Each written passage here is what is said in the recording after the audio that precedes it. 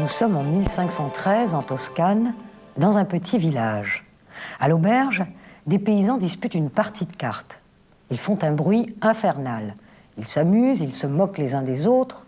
Cela fait partie du jeu. À côté d'eux, il y a un monsieur de la ville. Il a l'air mélancolique. Il doit avoir une quarantaine d'années et ses manières tranchent sur celles de ses compagnons. Ses vêtements sont élégants et son langage est châtié. Que peut-il bien faire ici, ce Florentin au regard si triste? Et d'abord, qui est-ce? Renseignement pris auprès de l'aubergiste, il s'agit du maître du domaine voisin, le domaine de San Casciano. Il vient ici tous les après-midi pour se distraire un peu. Autrefois, c'était un homme important, vous savez, quelque chose comme un ministre. Cet homme s'appelle Nicolas Machiavel. Les 15 années que j'ai vouées aux soins des affaires de l'État, je ne les ai ni dormies ni jouées. À peine âgé de 29 ans, M. Machiavel était déjà secrétaire du gouvernement de Florence, informateur et négociateur hors pair. Il a été ambassadeur. Ses missions l'ont conduit à Rome, à la cour pontificale et auprès de César Borgia. Mais il a aussi été en France. En fait, Machiavel était le conseiller le plus important de Soderini, le chef de la République florentine. Il a joué un rôle politique de premier plan. Les affaires militaires, étrangères, l'intérieur, rien ne lui a échappé. Et puis c'était lui, le chef de la milice populaire. C'est lui qui l'a créé pour la défense de Florence face aux invasions étrangères. Excité par ce désir naturel qui me porta toujours à entreprendre ce que je crois avantageux au public, sans me laisser retenir par aucune considération, j'ai formé le dessein de me lancer dans une route qui n'a pas encore été frayée. En effet, la route n'était pas sans danger. Il y a quelques mois, avec la défaite de Prato contre les Espagnols et le retour des Médicis au pouvoir, les choses se sont gâtées. On a jeté Machiavel en prison, on l'a torturé. Et reconnu coupable de trahison, on l'a condamné à l'exil. Voilà pourquoi Nicolas Machiavel se rend chaque après-midi dans cette auberge. Pour lui, c'en est fini des fastes de la vie florentine. Désormais, il est relégué à vie en son domaine de San Casciano, loin, très loin de sa chère ville de Florence. Il est privé de ce qui était sa seule passion, la politique. Mais voici que la partie de cartes est terminée et M. Machiavel n'a plus qu'à rentrer chez lui. Le soir tombe, je retourne au logis. Je pénètre dans mon cabinet et dès le seuil, je me dépouille de la défroque de tous les jours, couverte de fange et de boue, pour revêtir les habits de cour royale et pontificale. Ainsi, honorablement accoutré, j'entre dans les cours antiques des hommes de l'Antiquité. Là, accueilli avec affabilité par eux, je me repais de l'aliment qui par excellence est le mien et pour lequel je suis né. Là, nulle honte à parler avec eux, de ce que c'est que la souveraineté, combien d'espèces il y en a, comment on l'acquiert, comment on la garde, comment on la perd. En finir avec la politique, c'est impossible pour Machiavel. C'est une espèce de fin du monde. À l'exil le tient éloigné de l'action.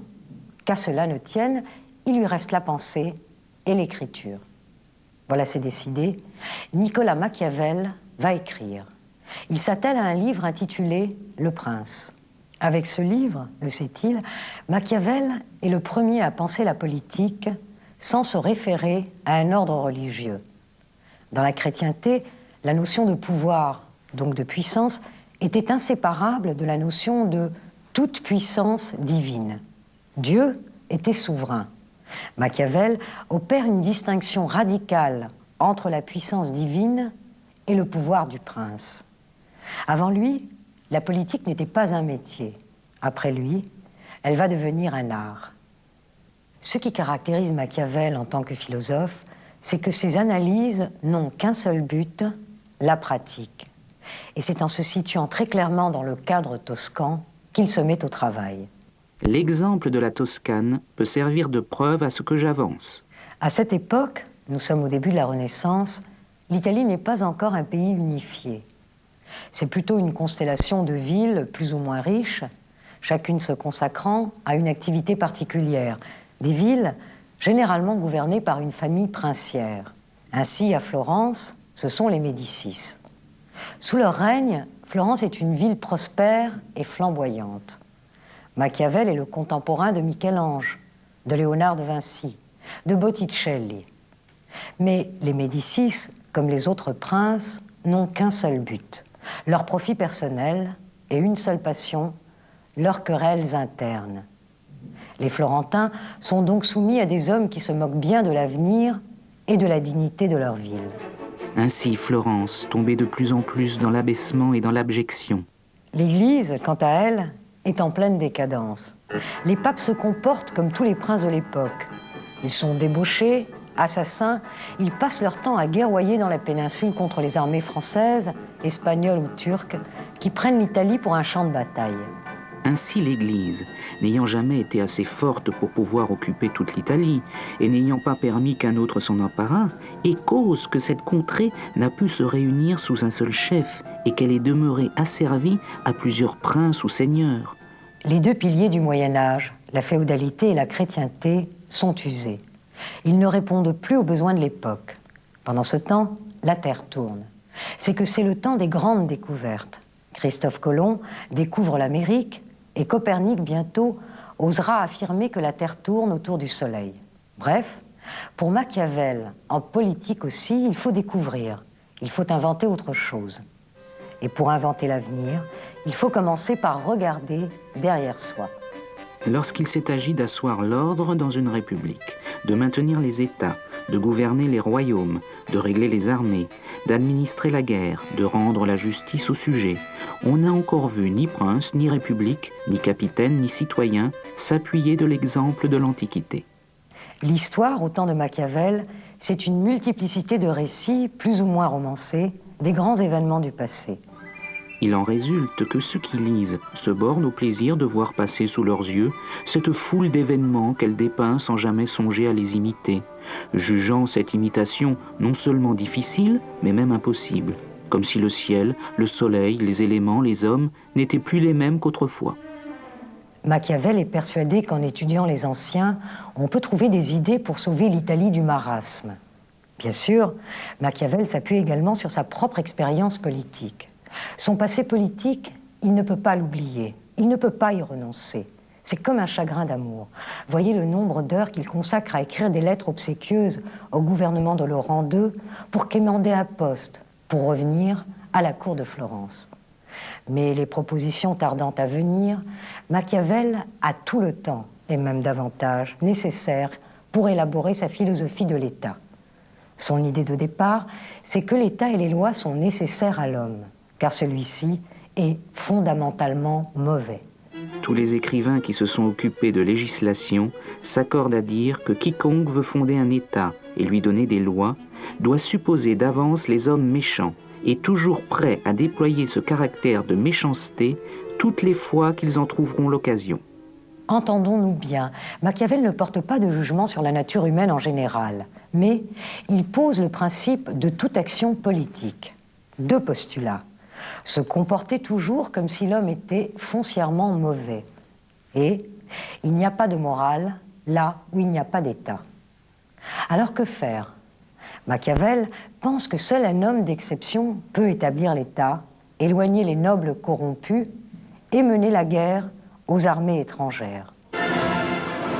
Que l'Italie, après une si longue attente, voit enfin paraître son libérateur. En une centaine de pages, Machiavel trace le portrait de ce nouveau prince, inspiré des modèles de l'Antiquité, mais aussi de ceux de son temps, comme par exemple César Borgia, mort trop tôt selon lui. Le prince doit posséder la virtu et savoir dompter la fortune, c'est-à-dire savoir maîtriser l'état contingent des choses. Et ce n'est pas rien d'utiliser ainsi le mot de virtu. Machiavel affirme que la vertu politique n'a pas à être jugée à partir des valeurs morales universelles. Mais il n'est pas pour autant un être immoral. Les grands hommes en politique n'attendent pas que les circonstances favorables se présentent, ils savent les créer. Et c'est en cela qu'ils font montre de virtu. Au contraire, la fortune, c'est-à-dire le hasard, ne paraît souveraine que si on imagine qu'elle l'est, et que face à elle, on ne peut rien. Je pense qu'il vaut mieux être impétueux que circonspect. car la fortune est femme. Pour la tenir soumise, il faut la traiter avec rudesse. Elle cède plutôt aux hommes qui usent de la violence qu'à ceux qui agissent froidement. Aussi est-elle toujours l'amie des jeunes gens, qui sont moins réservés, plus emportés, et qui commandent avec plus d'audace. Machiavel élabore ensuite ce qu'on pourrait appeler un mode d'emploi. Sa formule clé, fameuse encore aujourd'hui, est « la fin justifie les moyens ». Que veut-il dire? Machiavel dit que dans l'action politique fondatrice de l'État, le prince n'a à se soumettre à aucun impératif moral. Tous les moyens sont bons, non pas dans notre vie de tous les jours, mais dans l'action du prince au service de l'État. S'il s'agit de délibérer sur le salut de sa patrie, il ne doit être arrêté par aucune considération de justice ou d'injustice, d'humanité ou de cruauté, de honte ou de gloire. Le point essentiel qui doit l'emporter sur tous les autres, c'est d'assurer son salut et sa liberté. Tous les moyens sont bons, même la violence. On peut combattre de deux manières, ou avec les lois ou avec la force. La première est propre à l'homme, la seconde est celle des bêtes.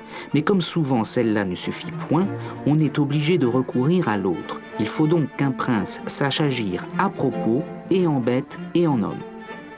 Mais le moyen que préfère Machiavel, c'est la ruse. Pour cela, il est nécessaire de savoir bien déguiser cette nature de renard et de posséder parfaitement l'art et de simuler et de dissimuler. Le prince doit être également populaire et donc ne pas hésiter à faire porter le chapeau des aspects les moins agréables de sa gestion.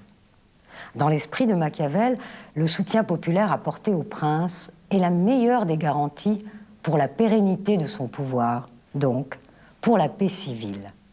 Car enfin quoi? Que demande le peuple? Chaque peuple demande tout simplement que le prince lui garantisse ce qui lui paraît essentiel, la liberté de vivre selon ses propres usages. Enfin, Machiavel souligne l'importance de constituer une armée nationale et patriote. Seule une armée nationale permettra au prince de lutter réellement contre les envahisseurs. Toute guerre est juste dès qu'elle est nécessaire. Machiavel meurt une douzaine d'années après sa condamnation à l'exil. Il a 60 ans. En dépit de tous ses efforts, il n'a jamais vraiment retrouvé d'emploi dans les affaires de la cité. Son prince a été interdit, en France notamment, en but alors aux tourmentes des guerres de religion. Le prince s'adresse aux puissants, bien sûr, mais en le publiant, Machiavel s'adresse aussi à chaque homme. En mettant sur la place publique les stratagèmes, les ruses des puissants, afin que nous sachions tous que quiconque devient maître d'une ville accoutumée à jouir de sa liberté et qui ne la détruit pas, doit s'attendre à être détruit par elle. Dans toutes ses révoltes, elle a toujours le cri de liberté pour ralliement et pour refuge. Quoi qu'on fasse, quelques précautions qu'on prenne, si on ne disperse pas les habitants ou qu'on ne les extermine, ce nom de liberté ne sort jamais de leur cœur et de leur mémoire.